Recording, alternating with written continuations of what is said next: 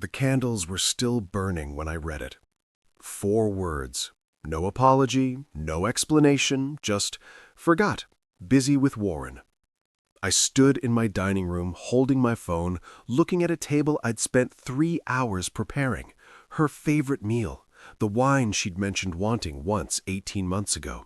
Cloth napkins folded the way she used to do for guests we never had anymore. And something inside me went very quiet.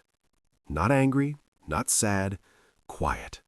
The kind of quiet that comes right before a man stops pretending.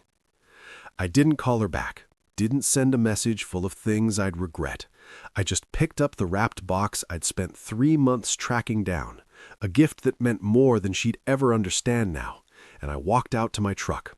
20 minutes later, I was handing it to her sister. Within 10 days, 2.3 million people would watch what happened next. Within 3 weeks, her boss would lose $4.8 million and everything he thought was untouchable. And my wife, the woman who couldn't remember our anniversary, would finally understand what she'd forgotten wasn't just a dinner. It was the last chance I was ever going to give her. Before I take you back to how all of this began, tell me the time and where you're watching from. I always love seeing how far my stories travel.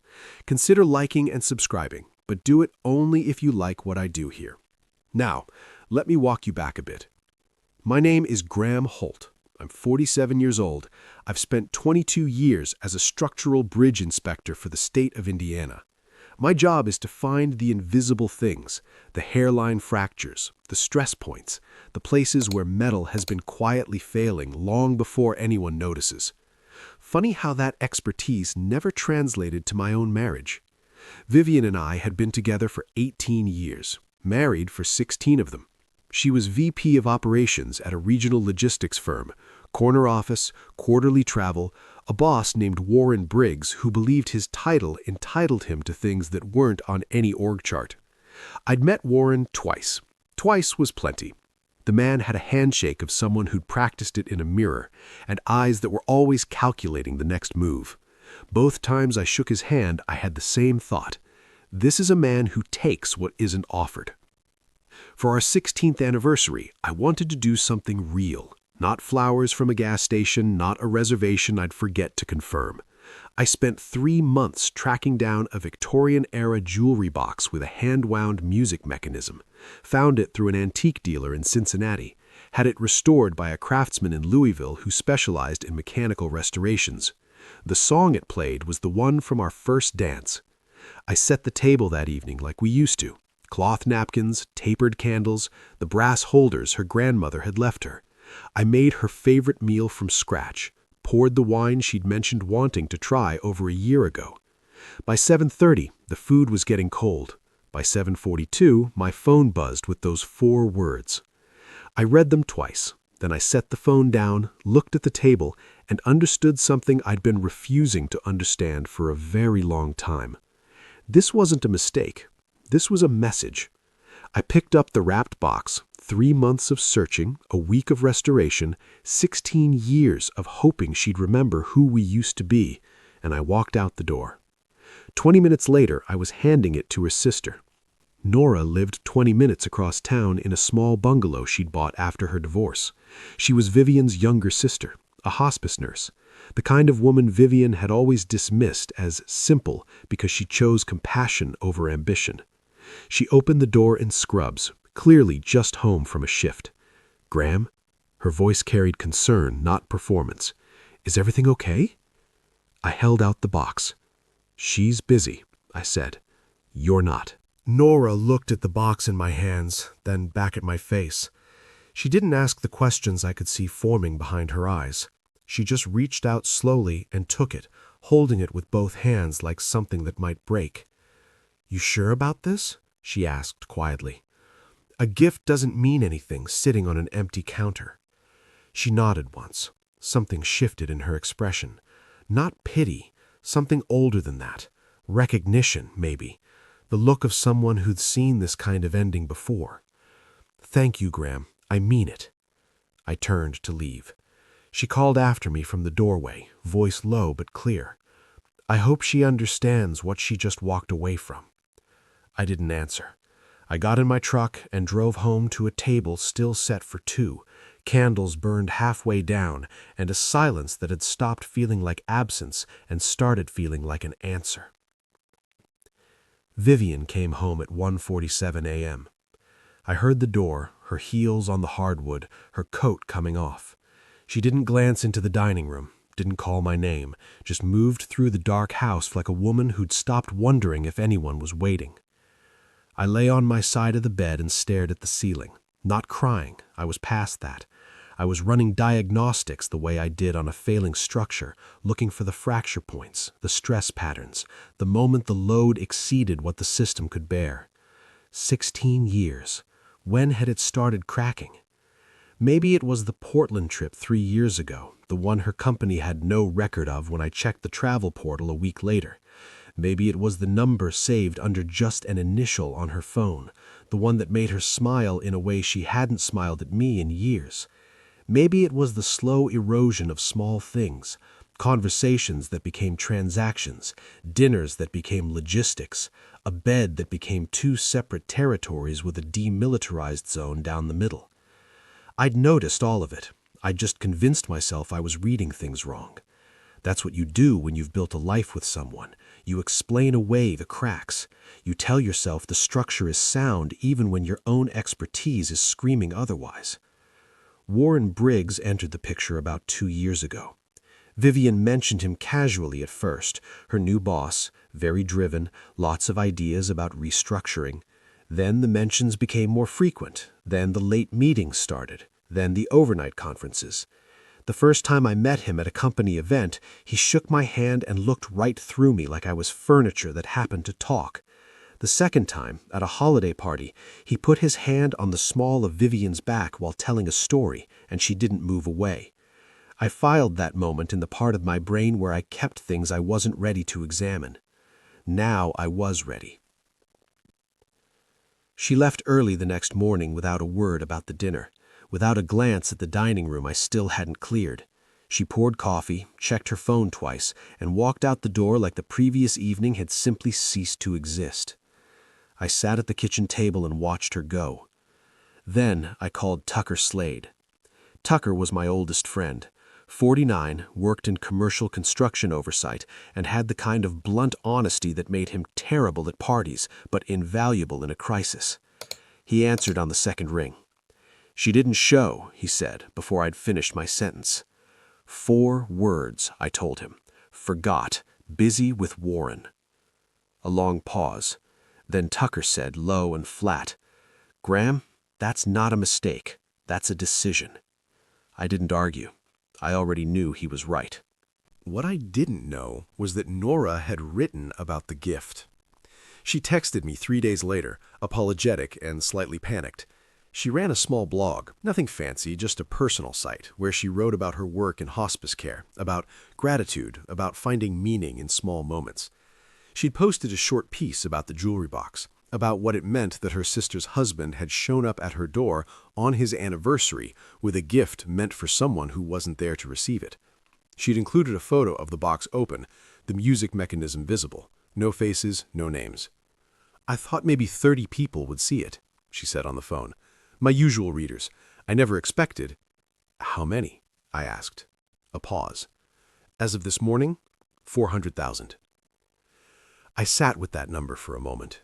400,000 strangers reading about my marriage falling apart, forming opinions about a woman they'd never met and a man they knew nothing about. "I can take it down," Nora said quickly. "I'm so sorry, Graham. I should have asked first. The story felt important and I didn't think—" "Leave it," I said. I'm still not entirely sure why I said that. Maybe because taking it down wouldn't change anything. Maybe because some part of me wanted the truth to exist somewhere outside the walls of my own house.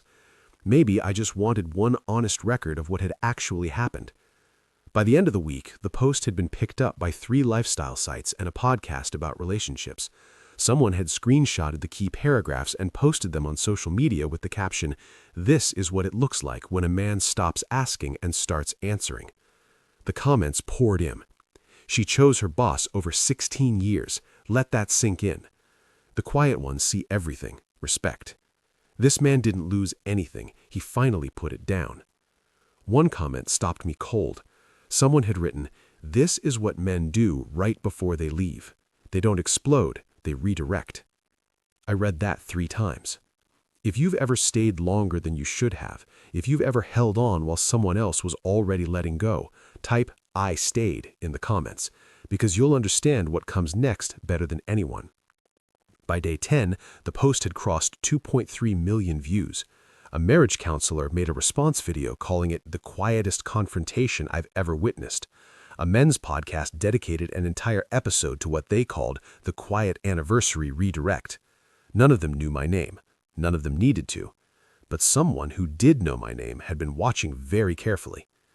Tucker called me on a Tuesday morning while I was reviewing stress reports on a bridge outside Fort Wayne. "Brother, you need to prepare yourself." "For what?" "Word through the grapevine. Vivian's boss has been making calls, asking questions about you. Apparently, he's not happy about the attention." I set down my clipboard. "What kind of questions?"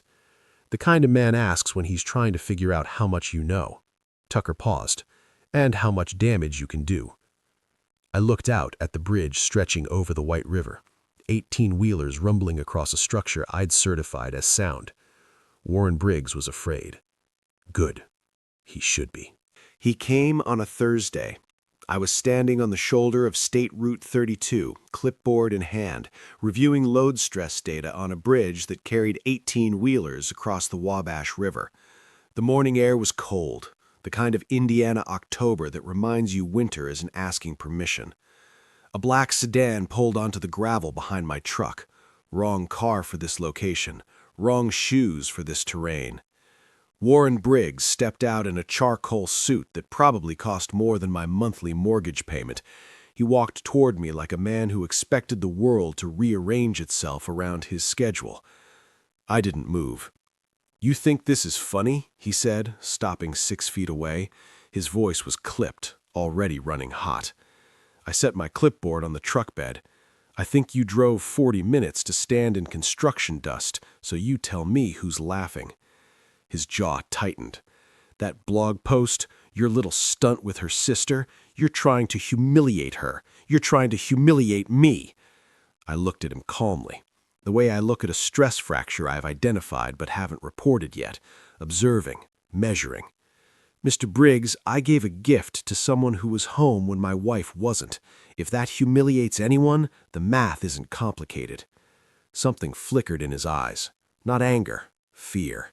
The kind of fear that comes when a man realizes the narrative he's been controlling has slipped out of his hands. "You have no idea what you've started," he said. "Maybe not," I picked up my clipboard, "but I have a feeling you're about to show me." He stood there for another moment, breathing hard, calculating his next move. Then he turned, walked back to his sedan, and drove away without another word. I watched his taillights disappear around the curve. A man like Warren Briggs doesn't drive to a bridge inspection site to threaten a stranger unless something has already gone very wrong for him. He wasn't trying to intimidate me. He was trying to figure out how much I knew. The answer was, not enough. Not yet. But that was about to change. What I found over the next 72 hours changed everything. But before I show you what was waiting in my own house, I need you to understand something. I'm not a detective. I'm not a private investigator. I'm a man who spends his life looking for invisible damage in structures that appear perfectly sound. I know how to find what people don't want found. I started in the home office that evening. Vivian had a filing cabinet she thought I never touched. She was right. I hadn't. Until now. The first folder held tax documents. The second held insurance policies. The third held receipts.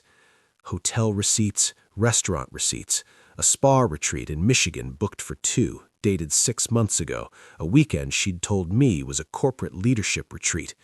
I photographed everything, returned each page to its exact position.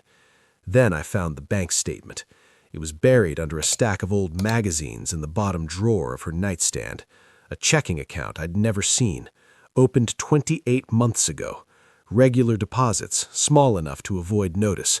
Total balance, just over $26,000. $26,000 hidden from a 16-year marriage. I sat on the edge of our bed for a long time, holding that statement, feeling something shift inside me. Not rage, something colder. The clinical recognition of a structure that had been failing long before I started looking. The deposits went back further than Warren's arrival, which meant Warren wasn't the first. I folded the statement, put it back exactly where I'd found it, and walked downstairs to the kitchen, made coffee, sat in the dark. The machine had been breaking for years. I'd just finally started reading the diagnostics. The next morning, I called a lawyer. Constance Bellamy practiced family law out of an office in downtown Indianapolis. A colleague at work had used her 3 years ago, said she was thorough, unsentimental, and didn't waste time on false hope. She could see me Thursday afternoon. In the meantime, I kept looking. The bank statement led me to credit card records. The credit card records led me to travel confirmations. The travel confirmations painted a picture I'd been refusing to see for a very long time. Portland, 3 years ago. The trip her company had no record of. I found the hotel booking buried in an old email thread. A boutique inn, 2 nights, 1 room. The reservation was under her name. The second guest was listed only as K. Dornan. Not Warren. Someone else. I sat at the kitchen table with my laptop open and let that sink in. Warren Briggs was the current problem, but the rot went deeper. The pattern was older. If you've ever discovered something that made your entire past feel like a lie, if you've ever realized that the person you trusted was living a parallel life you knew nothing about, you already understand what this feels like. There's no preparing for it. There's only surviving it. I saved everything to a drive she didn't know existed. Screenshots, statements, confirmations. I worked methodically, the way I documented structural failures for state reports.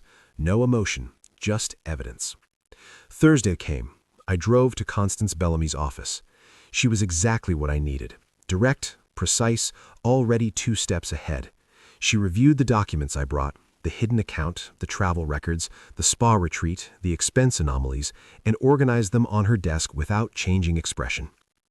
"You've done good preliminary work," she said. "This is a foundation. We build on it." She explained the process. Indiana was an equitable distribution state. Vivian's income was higher than mine, which worked in my favor. The hidden account would need forensic review. The pattern of financial concealment significantly weakened any claim of good faith partnership. "She's going to push for a share of your pension," Constance added. "Your state retirement benefits. Be ready for that." "What's realistic?" "Depends on how much more we find. Based on what you've shown me, her position is already compromised. The question is, how compromised?" I nodded. The structure was clearer now. The fracture points mapped. "One more thing," I said. "The man at Portland, K. Dornan. How do I find out who that is?" Constance studied me for a moment. "Is it relevant to the divorce?" "It's relevant to understanding how long this has been happening." She wrote something on her notepad. "I have a forensic investigator I work with. Discreet, thorough. If there's a trail, she'll find it." I thanked her and left. Walking to my truck, I felt something I hadn't in weeks. Not peace, not yet, but clarity. The kind of clarity that comes when you stop hoping for a different reality and start working with the one you have. The machine was broken. I was no longer trying to fix it. I was documenting the failure. The calls started 4 days later. First was Vivian's college roommate, a woman named Gretchen, who had never once called me in 16 years of marriage. Her voice was careful, rehearsed. "Gretchen, I'm just calling because Vivian is really struggling right now. She says you've been distant, uncommunicative. I thought maybe if you two could just sit down together." "Gretchen," I said gently, "I appreciate the call, but Vivian had a full dinner waiting for her on our anniversary. She texted me 4 words and didn't come home until almost 2 a.m. The communication issues are fairly well documented." A long pause. She said she hoped I'd think about it. We hung up. The second call came from her cousin in Terre Haute. Never met him in person. Suddenly very concerned about our marriage. The third came from a neighbor named Phil, who I'd always liked slightly less than I let on. He caught me in the driveway on a Saturday morning, hands in his pockets, suggesting that sometimes people need space to make mistakes and find their way back. I listened to every one of them. I was polite, patient, and I said the same thing each time, in different words. I hear you. This isn't changing. What none of them knew, what Vivian herself didn't know, was that I'd already filed. The petition for legal separation had been submitted 3 days after my meeting with Constance. The paperwork was moving through the system. The decision had been made before any of these people picked up their phones. Vivian had assembled a delegation. She was working the phones like a campaign manager, trying to build consensus around a version of events where I was the unreasonable one, the cold husband, the emotionally unavailable man who'd orchestrated a public humiliation because he couldn't handle a missed dinner. Funny how she'd rewritten the entire narrative without mentioning Warren, or Portland, or the $26,000. Then she made a mistake. Nora called me on a Wednesday evening. Her voice was shaking. "Graham, I need to tell you something. Vivian called me today." I sat down slowly. What did she say? She said if I didn't take the blog post down, even though it's been shared thousands of times and taking it down would accomplish nothing, she was going to make calls about my custody situation, about Iris. Nora's daughter, 7 years old. Nora had fought for 2 years to get stable custody after her divorce from a man who'd made her life hell. She knows how hard that was for me. Nora continued. She knows Iris is everything, and she threatened to make calls, to suggest things that aren't true. Something hardened inside me. Not rage, something colder and more deliberate. Threatening a hospice nurse's custody arrangement to cover up an affair. That's a special kind of desperate. "Nora," I said steadily, "did you record that call?" A brief pause. "I did. I always record calls I think might go sideways. Send me the audio." She did, within minutes. I forwarded it to Constance with a single line. "Attempted coercion of a witness. Please advise." Her response came back within the hour. "This is now part of the file. Do not respond to Vivian directly. Let me handle it." I put the phone down and sat in the quiet of the house. The woman I'd married 16 years ago was gone. What remained was someone willing to destroy her own sister to protect a lie. I was done protecting anything. Tucker found out about the lunch through a contact in Vivian's company, someone in the administrative pool who noticed things and occasionally shared them. "Briggs has a regular table at the Sterling Room," Tucker told me over the phone. "Thursdays, noon, usually takes a department head. This Thursday, it's Vivian." I thought about it for exactly 30 seconds. "I'll handle it," I said. The Sterling Room was the kind of restaurant that wanted you to know it was expensive without saying so directly. Dark wood paneling, leather booths, waitstaff who introduced themselves by name and remembered your drink order. I arrived at 11:50 and asked for a table near the back, not hiding, positioned. They walked in at 12:08, Warren in another suit that screamed authority, Vivian in the navy blazer she wore when she wanted to project competence. They were mid-conversation, comfortable, familiar in a way that made my stomach turn. Warren saw me first. His stride broke for just a moment. Vivian followed his gaze and went pale. I waited. Let them get seated. Let the water get poured and the menus get handed back. Let them start to wonder if I was just going to sit there and watch. Then I stood up, walked to their table, and pulled out the empty chair without being invited. "Graham, what do you—" Vivian started. "I won't be long," I said, settling into the chair and addressing Warren directly. "I wanted to give you the opportunity to look me in the eye and tell me that the Michigan spa retreat, the one with both your names on the booking, was purely professional." The table went very still. A couple 2 booths away glanced over. A waiter froze mid-approach. Warren's jaw tightened. "This isn't the place." I replied. "I drove to your job site to threaten me," I said, keeping my voice conversational. "I'd say you already decided what's appropriate." I turned to Vivian. 16 years. I deserved better than 4 words and a cold dinner. She opened her mouth. Nothing came out. I stood, buttoned my jacket, and looked at Warren one last time. Your compliance department received an anonymous submission this morning. Flight records, hotel invoices, expense reimbursements that don't match company logs. I paused. I'd recommend consulting your legal team before the end of business today. Then I walked out into the afternoon light. The valet brought my truck around. I tipped him, got in, and drove back to work. I had a stress assessment to complete on a bridge outside Lafayette. The structure needed attention. So did the one I'd just set on fire. Behind me, somewhere in that restaurant, a man who thought he was untouchable was realizing the ground had shifted beneath him, and the woman I'd spent 16 years building a life with was finally understanding that silence has consequences. I didn't feel triumph driving away. I felt the specific calm of a man who did exactly what he said he would do. The rest was out of my hands now. The dominoes would fall where they fell. The board meeting happened on a Monday. Tucker called me at 2:15 p.m. while I was reviewing inspection reports in my truck outside a bridge site near Kokomo. "It's done," he said. 4 hours, closed session. Warren walked in with a lawyer, walked out without a job. I set down my clipboard. What did they have? Everything. Flight records, hotel invoices, the duplicate expense reimbursements, and apparently texts his assistant pulled from the company's server before he could wipe them. Tucker paused. My contact said the board chair read some of them out loud. The room went dead silent. I thought about Vivian sitting in that room, whether she'd been called in, whether she'd watched the man she'd thrown away 16 years for get dismantled in front of people who'd been waiting for exactly this opportunity. "What about his severance?" I asked. It's the thing. I could hear the satisfaction Tucker was trying to keep controlled. His contract had a conduct clause, ethics violations, abuse of position, conduct bringing reputational harm to the company, termination under those conditions, forfeit severance, stock options, deferred compensation. How much? Best estimate floating around? Somewhere north of $4.8 million. $4.8 million, the price of arrogance, the cost of assuming no one was paying attention. Moments like this taught me something.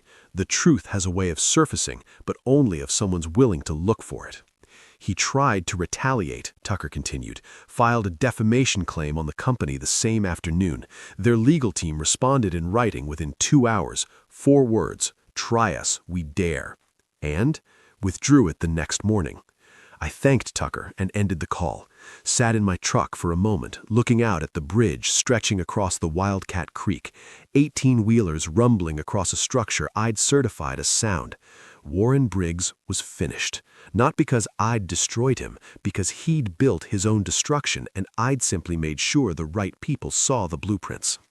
Vivian's situation became clear 3 days later. She'd been placed on administrative leave pending an internal review. Her expense submissions had been authorized by Warren, flagged in the same audit. The pattern was documented. She resigned before the formal conclusion, saved them the paperwork, saved herself the public termination. Last I heard through Tucker's grapevine, she was consulting independently, working from an apartment across town.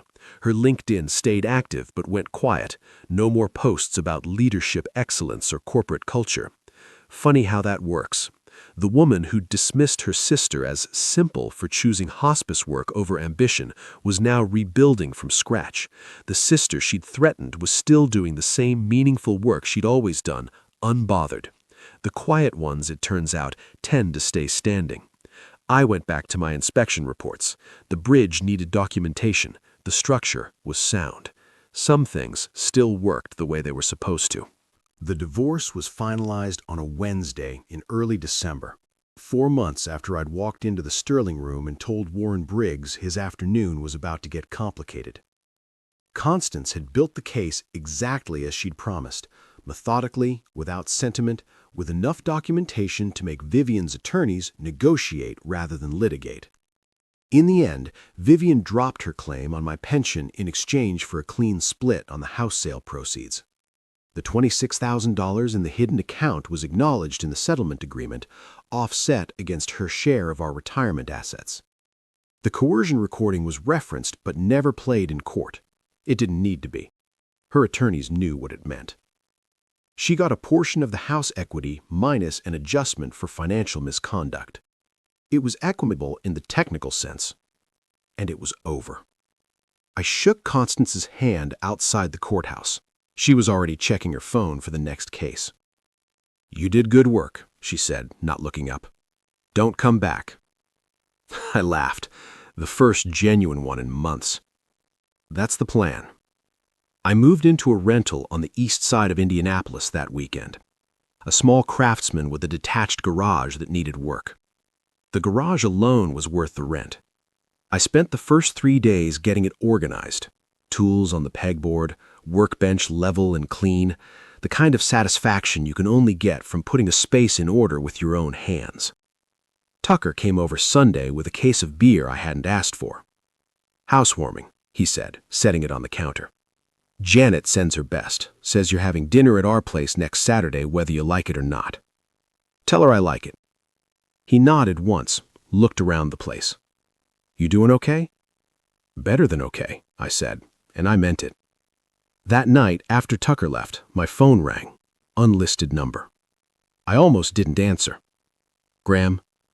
Vivian's voice. Hollow. Scraped clean of everything I used to recognize. I didn't respond.